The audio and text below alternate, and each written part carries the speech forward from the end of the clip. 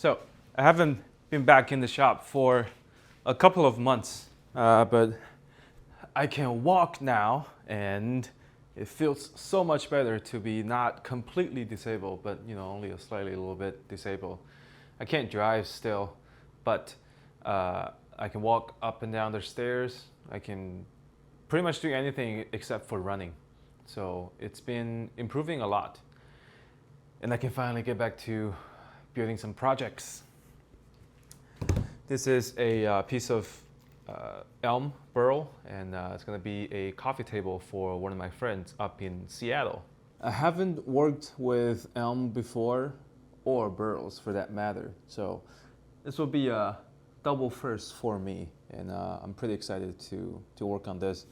It's a very pretty piece of wood, a lot of character, and one of the characters being an ungodly amount of holes I need to fill.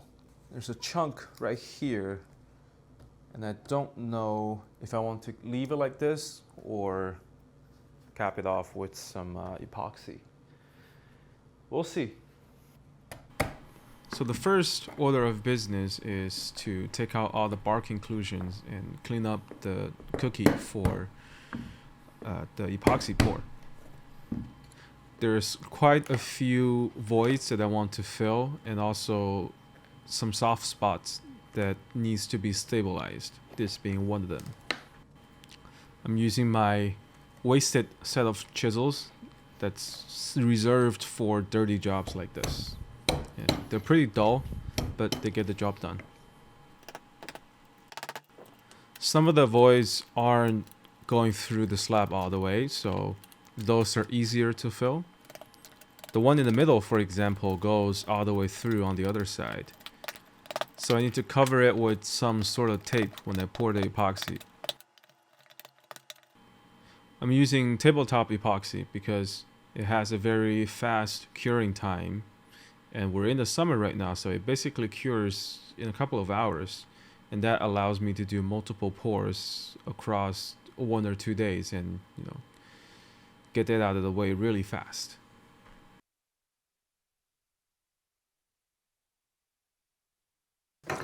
Okay, so found the leak. There's a leak over here. There's the leak over here. But that's okay because, well, first of all, just wipe this off.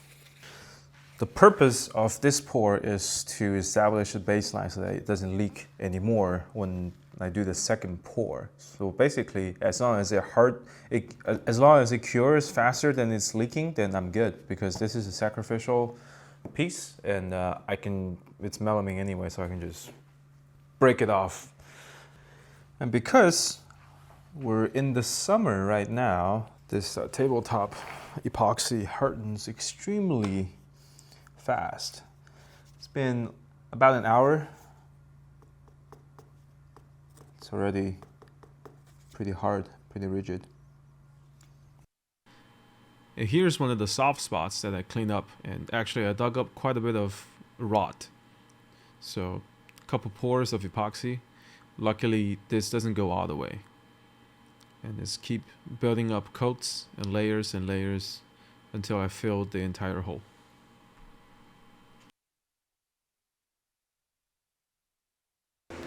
So after about 4 or 5 pours back to back, all the voids are filled. This is the bottom side, and all the major voids are filled. There's still some tiny cracks. So my plan is to flatten this on the router sled, so I can flip it over, do the same thing to the top side, start working on the little tiny cracks with either hot glue or CA glue.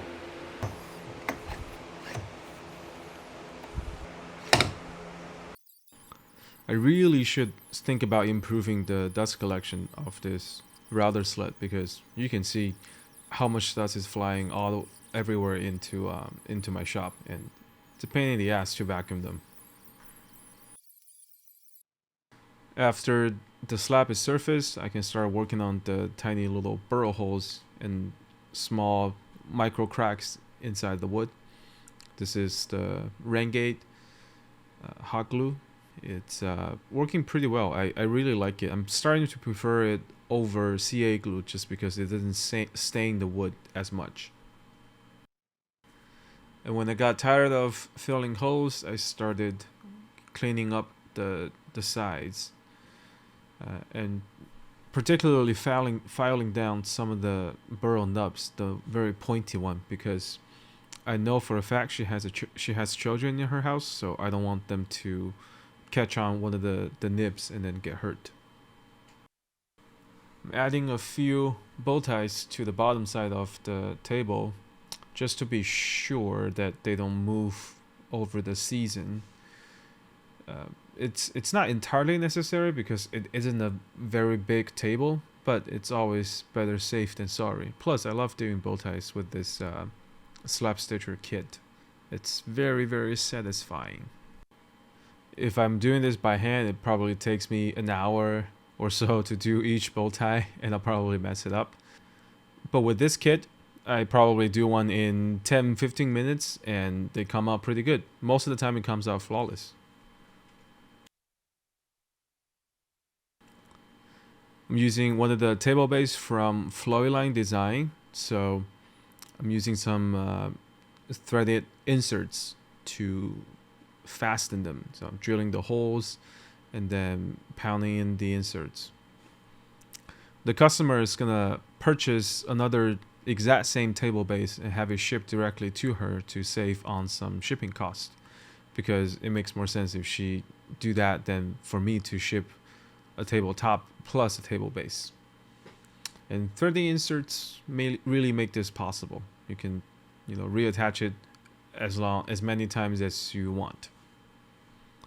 For example, I can put together the table right now for a dry fit. I sent the customer a picture of this and she loved it. Makes her feel like part of the process.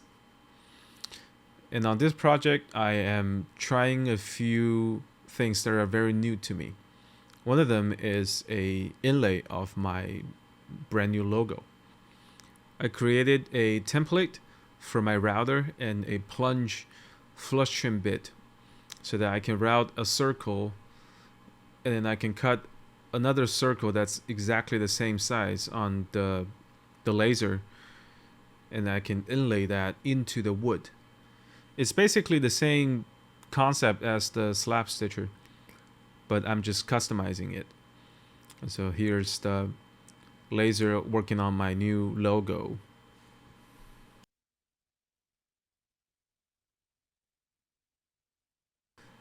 I gotta say, this thing is pretty awesome. And now with a bit of wood glue, spread it around and we can witness the perfect inlay of my design.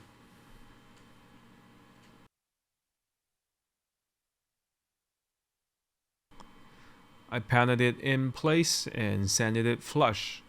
I then sanded the entire piece to 120 grit. Now we're ready for finish. Okay, so for the finish, I'm trying something brand new to me. This is a UV cured finish. The brand is called Clean Armor. It popped up on my YouTube feed about a year ago from James Hamilton from Stumping Ups, and it's been on my mind ever since, so I finally got an opportunity to try it. So basically it's like in hard wax oil, but instead of having it to cure with the accelerator, it cures with UV. So either sunlight or I've got a UV light over here. Similar to a Rubio, you pour it on and then you use a scraper to spread it around, and then you either wipe off the excess or you don't. So, and then just spread it around.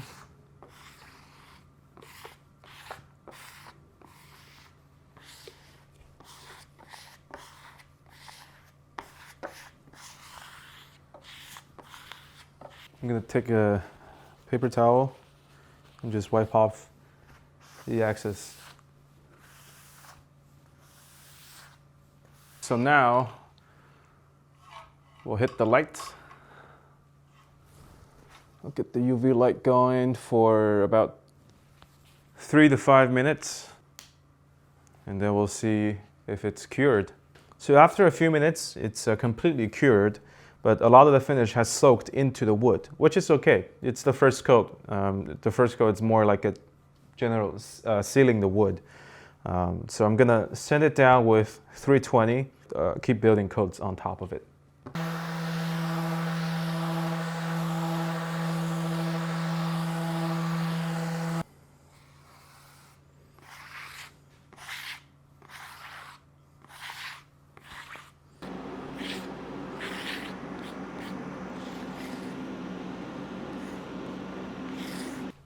Okay, the second coat is quite a bit more even now. It's soaking into the wood a lot less. So for the third coat, I think I'm just gonna use hand sanding to scuff up. And so when we go to apply the next coat, it'll be more even.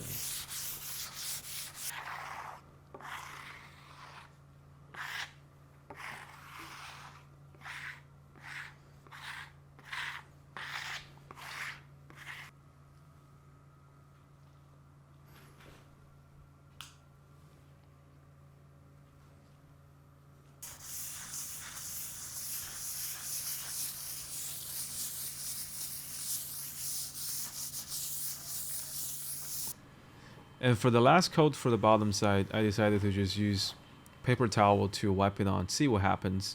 And it goes on pretty thick. I didn't wipe as much excess of the finish off. And so that left the surface a little bit glossy, which is fine. And I really like how it brings up the texture of the burls.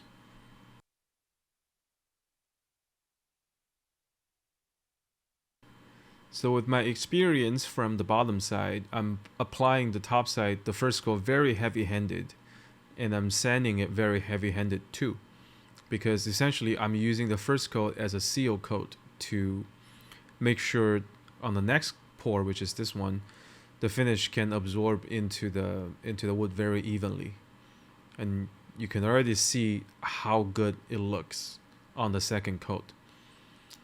And I'm just using the same technique, hand sanding it, scuffing it up. And I used 4 coats also for the top side, and it came out really good. Here's a cameo of my cousin visiting from China for one day. So I got him into the workshop, flipped some tables, we had a good time. You can see how glossy the finish is. Now, I didn't expect it to be this glossy because I bought satin. I'm wondering if I should use flat for the next time. But regardless, this still looks really good. And here's some hero shots.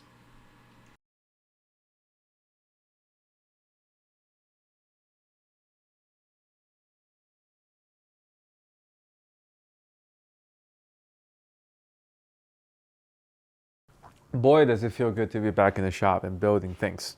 And it's been a very fun little coffee table build.